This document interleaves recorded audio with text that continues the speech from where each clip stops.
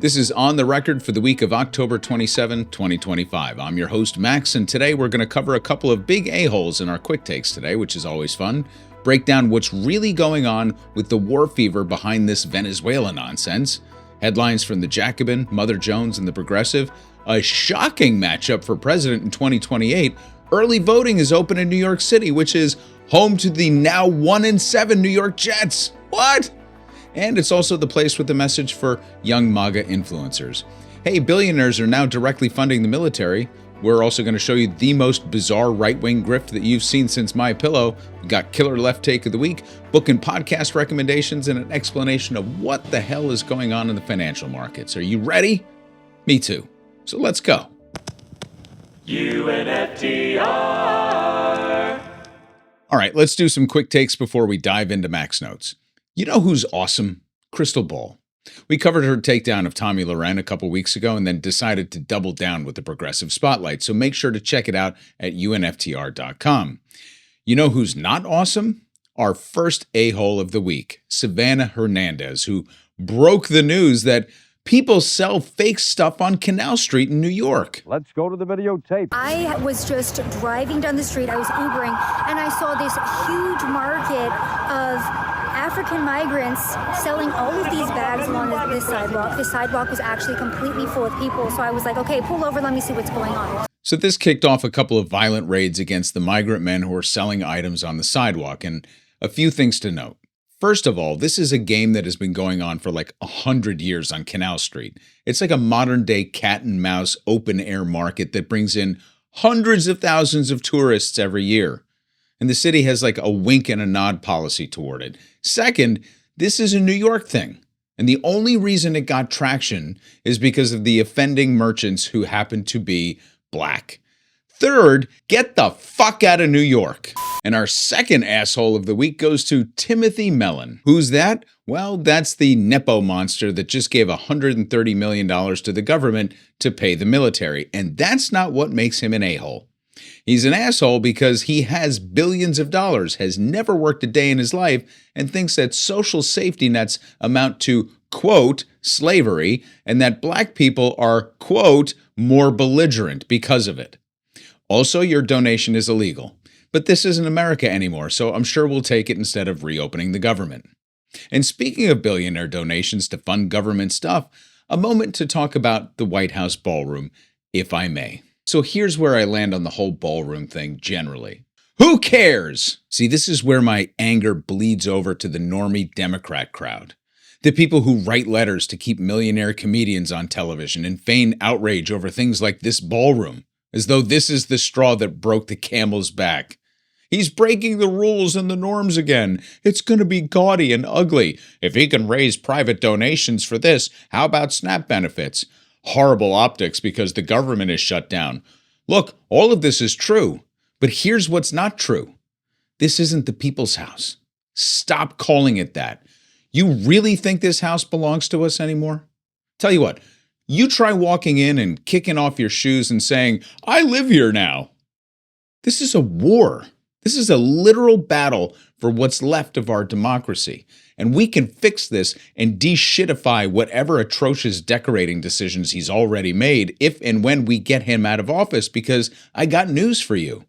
Well, actually, I don't. Steve Bannon does. And we have to seize the institutions, seize them and then purge them. We seize the institution, purge them, and that's why you've got guys, it's not the Doge crap. This is serious people like Russ Vought and others that have spent years thinking this whole plan through. We must strike, and we must strike now. I know all the haters hate it, but this is the age of Trump. He's totally redefined politics and power in America. And how did he do that? With no political training, because he was a populist and he was a nationalist at the very moment that if you didn't have populist nationalism stopped the managed decline of the country by the elites of the nation. And does he need a third term in order to see that job through?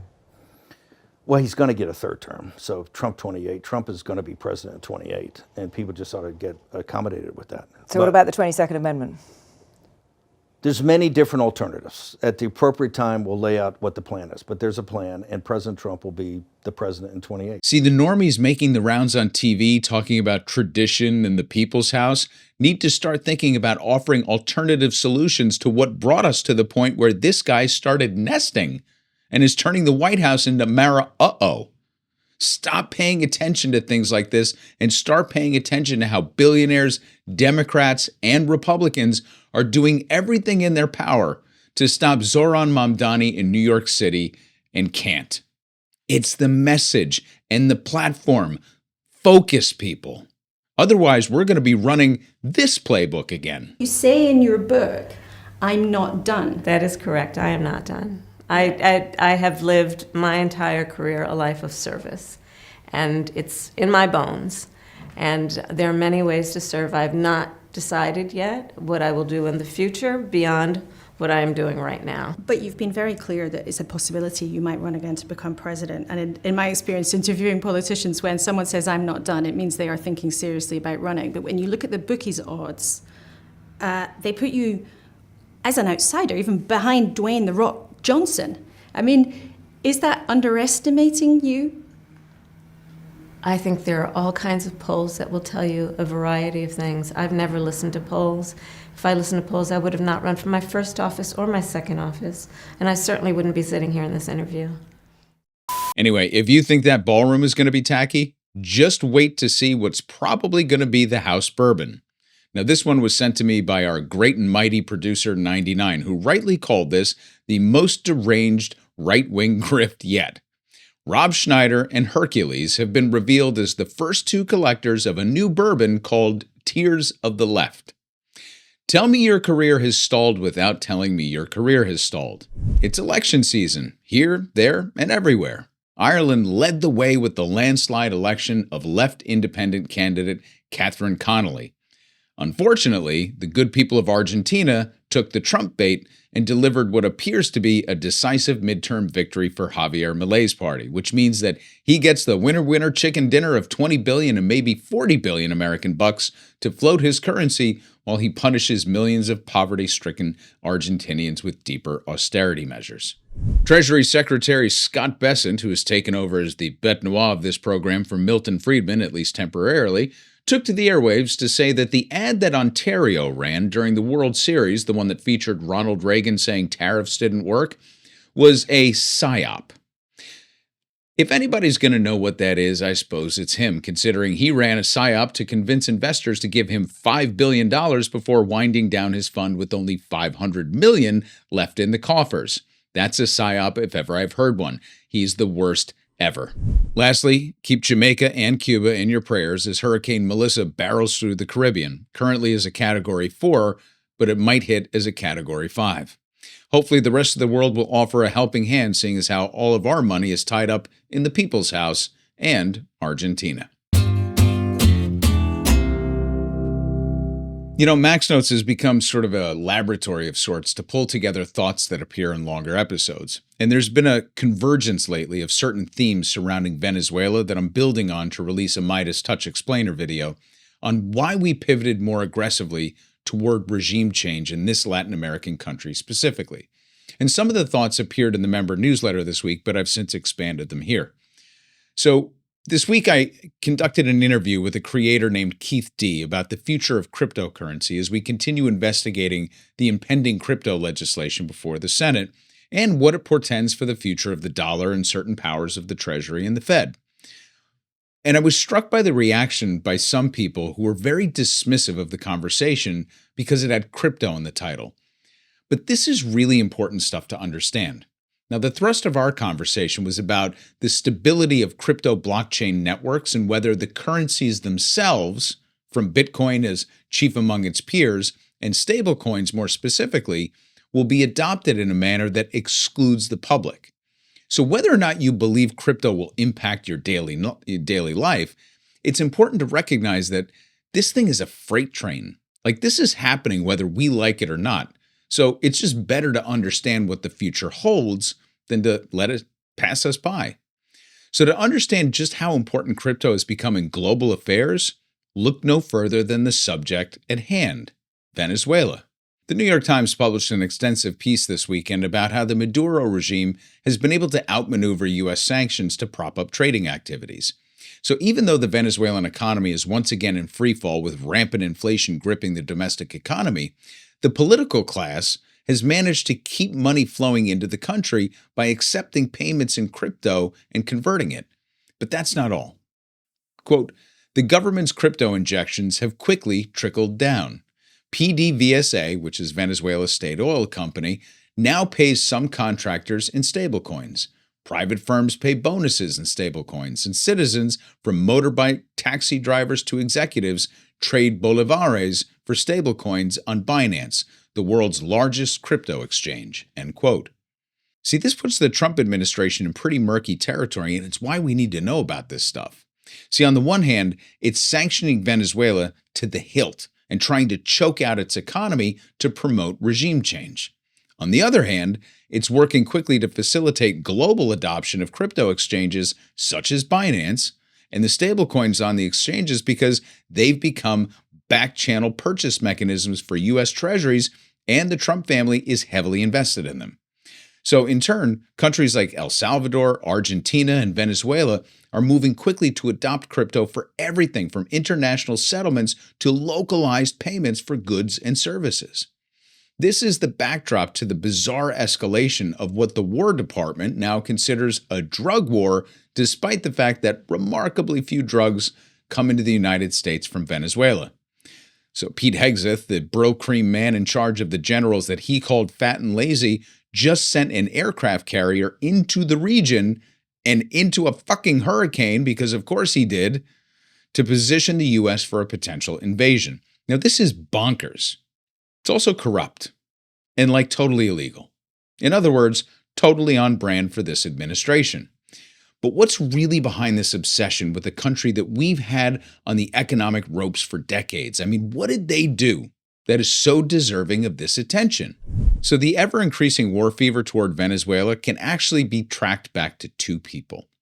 Not Juan Guaido, the illegitimate neoliberal self-proclaimed president, not Nobel Peace Prize recipient Maria Machado, not even Nicolas Maduro. It's about Hugo Chavez and a friend of his.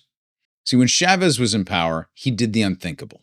He ushered in a true socialist revolution and committed the cardinal sin of developing a fully self-determined economy. The nerve.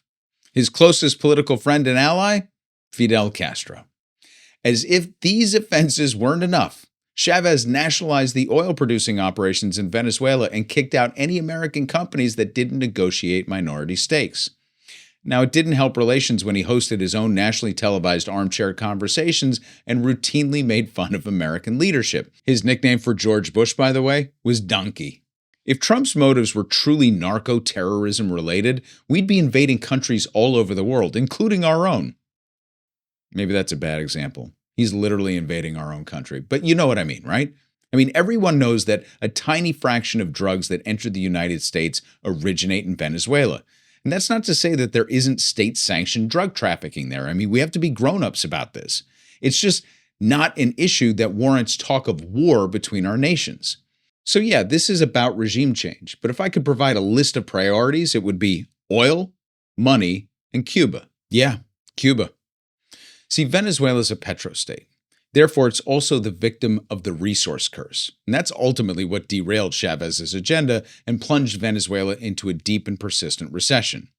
Our oil companies have a lot of money invested in this country, and they have a very long memory. So reason number one is that we want our shit back. We also have sanctioned the ever-living shit out of Venezuela, so they can't sell the oil that they have in US dollars. And petrodollars are important to us because it helps fill demand for our treasuries. To restart this demand, we'd have to eat a healthy amount of crap and let them sell this on the open market.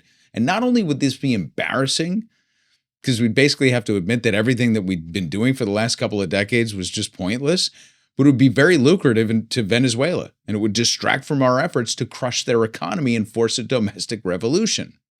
But the sneaky reason that we detest this regime so much is because of their close and unrelenting relationship with Cuba. Most Americans don't appreciate the depth of our disdain for this island nation. See, in the eyes of our foreign policy apparatus, these nations are one and the same now. And my guess is that if you were able to have an off-the-record conversation with our Secretary of State, Little Marco, he'd tell you that it is his sworn duty to force regime change in both countries. And if you take down one, there's a good chance you can really destabilize the other. So this potential escapade into Venezuela also checks the distraction box in a major way. Pretty Pete Hennessy Hegseth gets to send a big gunboat to threaten a country with a population less than California that hasn't been a problem for the United States since the Roosevelt administration. Teddy Roosevelt. In fact, it was a little standoff between Venezuela and the British that led to what's known now as the Roosevelt corollary of the Monroe Doctrine. Essentially us saying, don't fuck with our hemisphere, that's our job. But there's also a crypto tie-in. See, it's curious timing that we started a campaign against a crypto nation that uses Binance as a primary exchange in the same week that Trump pardoned CZ, the founder of Binance. How long before that exchange suddenly experiences some outages or payments just stop processing? Consider the extremely close relationship between the Trump family and the engineers at Binance who helped build the World Liberty financial stablecoin infrastructure. It's hardly a stretch to predict what comes next. See, that's how it's all connected, and all roads lead back to Trump and Fidel, but mostly Trump. We are in the midst of our fall Fund, Friend, and Hellraiser period, 6 weeks to hit our target of 600 members that want to help us unfuck the Republic. Now, as you know, we are entirely member-supported, so these spring and fall periods really help us move the needle to keep the lights on and the coffee flowing. And so many of you stepped up this week, and I am so grateful for the love and the support. So with the help of these fine folks, we jumped from 455 to just over 470 members in 1 week. We got a long way to go, but it's just incredible. And thank you to Hank, whoever you are, for the incredible one-time donation. All right, here we go. The latest and greatest new members of the week. We've got Dominic, Jonathan R., Sleeper, Amy G. Dalla, Bironic, DT Cook, Gecko, Les 1947, Monk Train, Burley Joe, Spaniard, Bon Bon, Chris Z, The Enemy Within, Seth O, Randy, Fed Up Citizen, Tarzi, Filibuster, Chris B, Marilyn K, Mikey, Tree Chick, and Colorado Creates Change. All right, time for Killer Left Take of the Week. KLTW goes to Ben Burgis of Give Him an Argument. One of the more proficient polemicists on the left is the good Dr. Ben Burgis, Rutgers professor, author, and contributor to multiple publications. This is one of those responses that committed leftists need to commit to memory, because it's one of the most frequent arguments thrown in our faces. So, as his YouTube name suggests, they want an argument? Well then, let's give them one. Let's go to the videotape. Next question for Ben pertains to authoritarianism versus democracy. Critics warn that socialism, even if started democratically, leads to authoritarianism. Oh, I absolutely agree that power corrupts. That's why democratic socialists like me were so ferociously critical of Stalinism during the 20th century, but it's also why we object to a boss having dictatorial power over his workforce.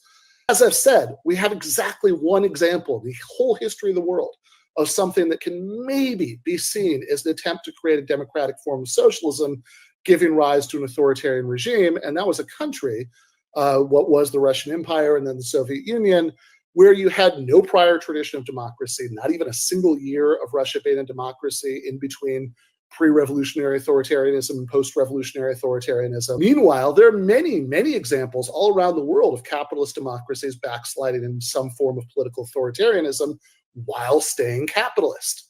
I think if we're going to ask what kind of economic system is more likely to give you the kind of citizenry that would fight to protect their democratic rights in the political sphere, one where people are accustomed to democracy in their own lives, or one where they're habituated every day to obedience to an unelected boss, I think the question tends to answer itself. Our chart of the week is interesting.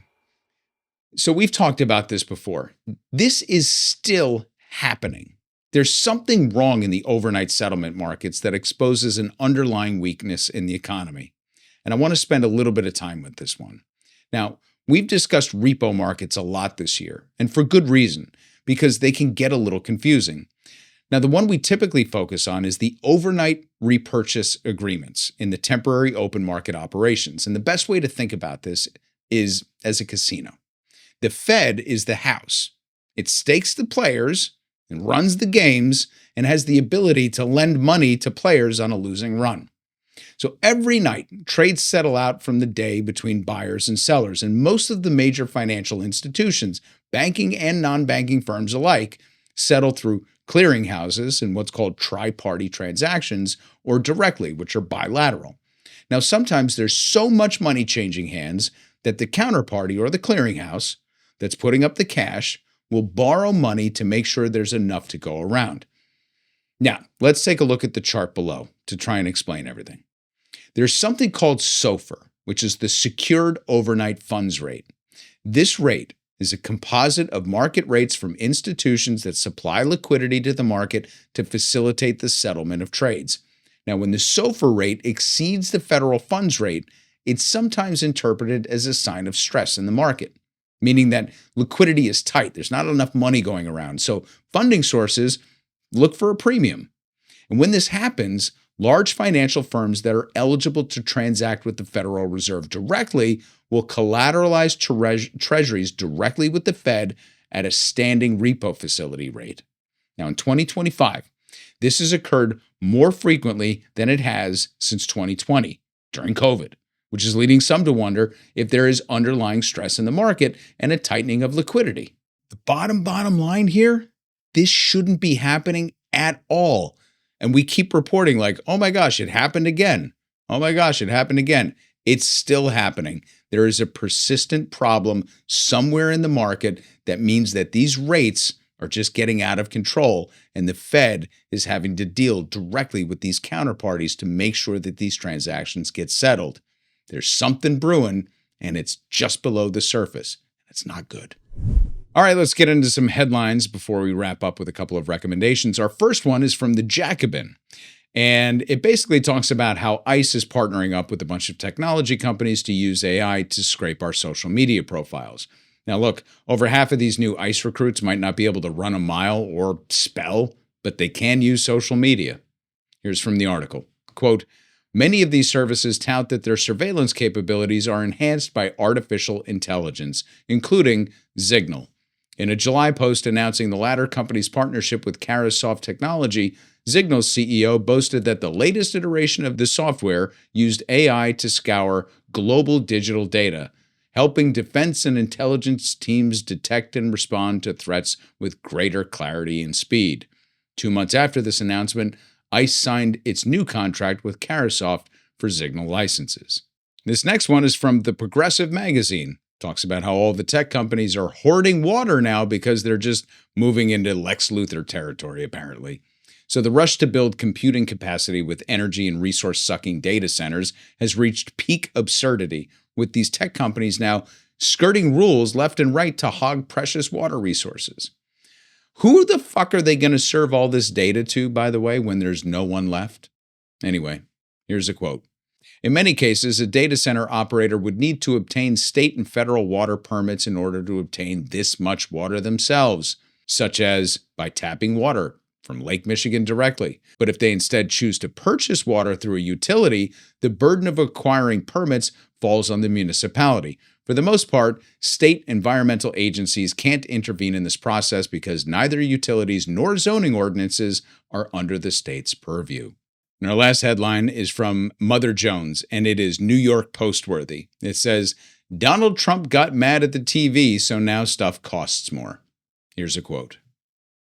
10 days ago, Ontario, Canada's most populous province, released a TV spot featuring former President Ronald Reagan explaining at length why tariffs are generally bad.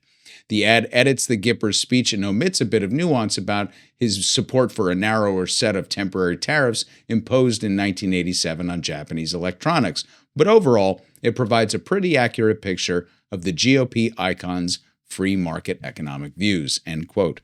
Let's get into pod love and book love. Pod love for this week is from Gaslit Nation. So they have a couple of pieces out. These women are terrific. They've been doing this for a very long time. It's a very, highly thought of podcast. They've done a two-parter. It looks like a two-parter on Peter Thiel.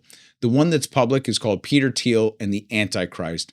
With Trump's health visibly in decline, attention is shifting to Peter Thiel's invention, J.D. Vance, who may soon be president, which means Thiel, a billionaire doomsday prepper who thinks the Antichrist is Greta Thunberg, could effectively rule the world. What does Thiel's obsession with the Antichrist reveal about how we can resist him? So that's the first one. That's the Podlove, Gaslit Nation. I'll leave a link to it. The next one is, if you're into this Fed shit, and if you're into what it kind of means and pretends for the future of like our money supply and how we're going to like run banking for the world, there's a book that came out last year called Limitless. The Federal Reserve Takes on a New Age of Crisis by Gina Smilik. I think that's how you pronounce it. So basically, here it is. The marble halls of the Federal Reserve have always held secrets. For decades, the Fed did the utmost to preserve its room to maneuver, operating behind the scenes as much as possible. Yet over the past 2 decades, this elite world of bankers and economists speaking a language that only monetary experts could understand has been forced to change its ways. Amid rising inequality, weakening global economic prospects, and a pandemic, the central bank has entered a new era of transparency and activism that has changed its role in modern society in subtle but remarkable ways. Now, this is a non-ideological book. If anything, it's sort of a promoter of the Fed, which is fine. This is a woman who has covered the Fed extensively for many years. She has deep knowledge about it, deep access, and deep insight. But it's really a good guidepost to show you kind of like how it's a modern day framework for like how all of this kind of works. So a good one if you want to check it out. I will also leave that in the notes. It's also a good primer for an episode that's coming up hopefully at the end of this week on the guy that I'm betting is going to run it. All right, that's it for me. I'm sorry for the delayed drop this morning. I was actually on the road all weekend and got in very, very early to put this together for you, so I'm sorry that it's a couple hours late. This was on the record for the week of October 27, 2025. Now, remember that we send out the newsletter version of this every Monday as well, so don't forget to sign up for that at UNFTR.com. We also added a bunch of new resources to our directory of progressive resources, and we have original essays from contributor Rashed Mian of Newsbeat, so make sure to check those out as well. Bunch of stuff coming up on UNFTR and the Midas channel this week, so stay tuned, and I'll catch you online.